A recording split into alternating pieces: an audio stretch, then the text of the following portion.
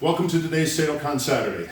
Last two moves of Pinan Nidan after we've done our 3 punches down the line. I'm going to do it this way so that as I turn, low knife hand block, 45-degree angle, same angle, then the same thing to the other side, 2 low shitoke, knife hand blocks. So here's how we're going to apply these. Max, onegaishimasu. So with weapons, typically, and we're going to use a knife first.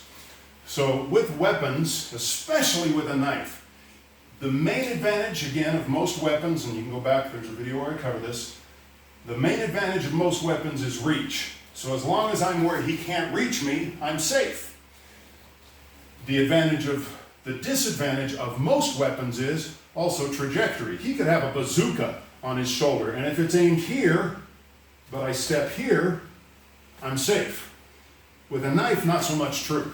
So there are several elements of a knife.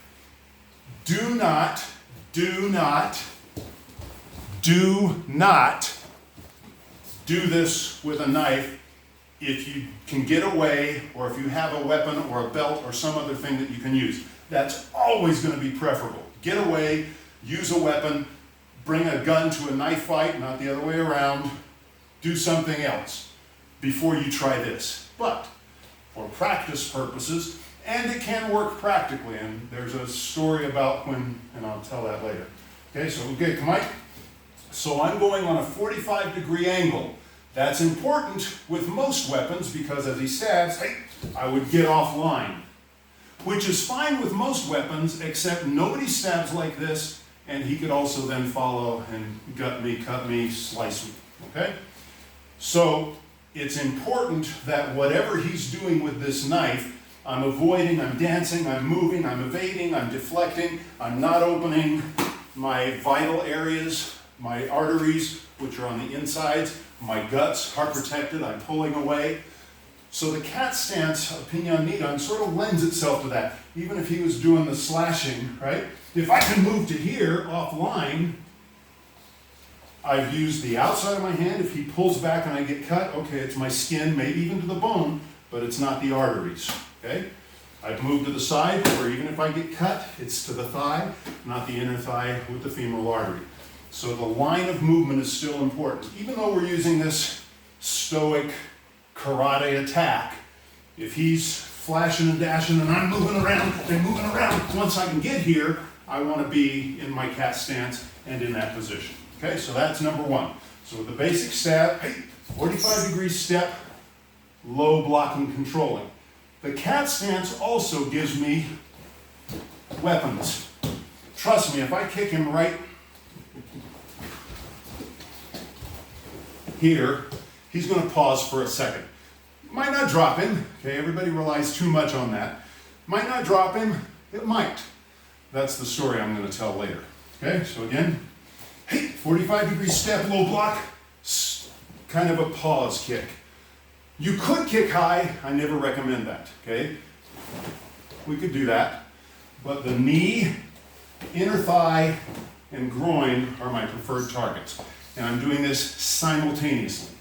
Hey, boom, here. Now, in the kata, as I step in, my hands rise in this position. So as I step in, my hands rise and I have this. My right hand is going to control, go this way a little bit. My right hand is going to control, my left hand is going to roll his hand, and I'm going to come behind his elbow to here. His face comes right at my knee. I don't mind that at all. I can take the knife here or forget about it, break his elbow, right on the back of the skull, base of the neck, right here on the what's called the nape, the flat part, just below the skull. Okay, again, 45, kick at the same time, lift, control. Because if I do this, there's 2 ways he can cut me. One is by pulling straight back along my arm. The other is by coming down toward my neck with a stab or a slash. So it's important as I lift that this hand controls, I'm coming in here. I can throw a second kick if I want. This comes right above the point of the elbow into the Golgi tendon at the base of the triceps. Boom.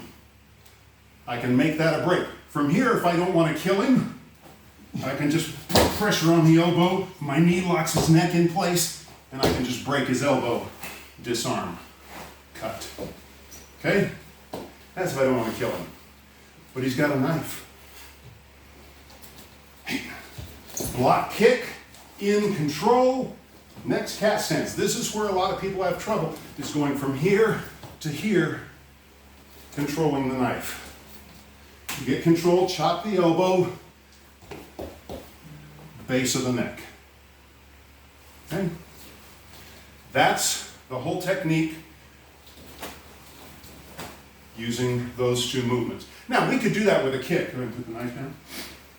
We could essentially do the same thing with a kick. It could be mawashigeri, it could be maigeri, front kick, roundhouse kick, right? Hey, I block, come in. From here, again, take down, turning. Here's my cat stance, right? This. Again, finish. So we can make that a bunch of things. And applications, it could be a punch, you could be throwing a hook to my body, same thing, take him down, right? So there's a lot we can do by extension. I got the gozaimasu. But the knife technique, as I showed it, to the right and to the left, right stab and a left stab, or a right low body slash, either way. Offline kick, in, lift, control, stop the knife from coming at my neck, chop the elbow, strike the head, knee, etc. So that's our last bunkai for Pinan Nidan. We're almost ready for orange belt. We'll do a review next week of the whole shebang, the whole requirement list. Okay? As always, until next week, keep practicing.